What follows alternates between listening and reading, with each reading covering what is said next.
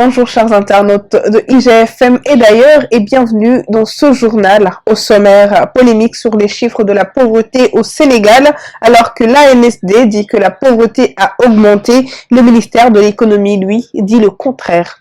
Affaire des compteurs de la CENO, avec le verdict de la division de la métrologie, la CENO a réagi. Et puis en société, le rappeur Kilifeu et Thierno Amadou Diallo placés sous mandat de dépôt par le juge de deuxième cabinet. Tout de suite, les détails. Dans l'affaire d'escroquerie au visa impliquant Kilifeu, c'est le juge d'instruction du deuxième cabinet, Abdoulaye Alassane Thioune, qui les a entendus. Il a placé sous mandat de dépôt Kilifeu et Thierno Amadou Diallo, nous apprend Libération Online. Le rappeur Simon faisait encore face au juge au moment où nous réalisons ce journal. Polémique sur le rapport de l'Agence nationale de la statistique et de la démographie. Le taux de pauvreté monétaire est estimé à 37,8% en 2018-2019, soit une baisse du niveau de pauvreté de 5 points par rapport à 2011. Mais malgré cette baisse du taux de pauvreté, le nombre de pauvres a augmenté au Sénégal, passant de 5 832 008 en 2011 contre 6 032 379 en 2018. Et de son côté, le ministère de l'économie se défend. Le taux de pauvreté du Sénégal est le plus bas de la zone de l'UEMOA. En société, SOS Consommateurs avait dénoncé le renouvellement des compteurs amorcé par la CENO, alertant que les nouveaux compteurs allaient augmenter les factures suite à leur plainte.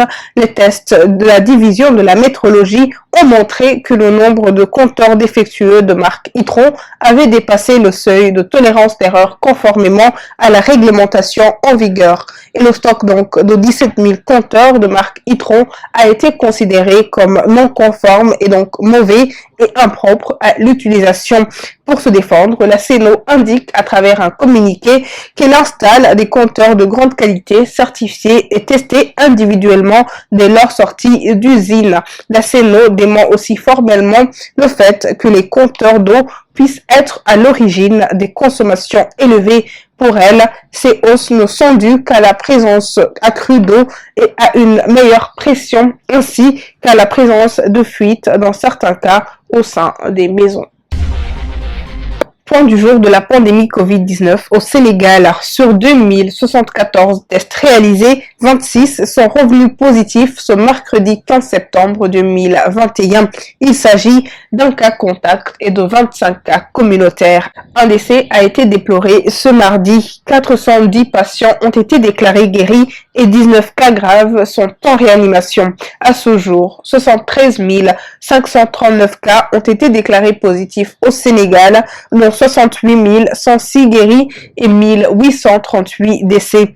3 594 patients sont encore sous traitement.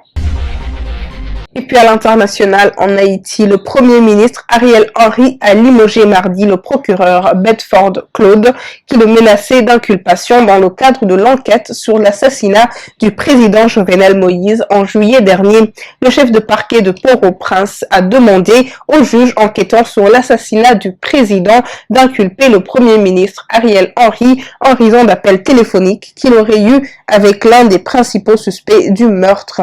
Bedford Claude a aussi exigé qu'Ariel Henry soit interdit de quitter le territoire haïtien en raison de la gravité des faits exposés. Il assurait disposer de suffisamment d'éléments compromettants. Mais quelques heures plus tard, coup de théâtre, le Premier ministre annonce limoger le procureur pour faute administrative grave.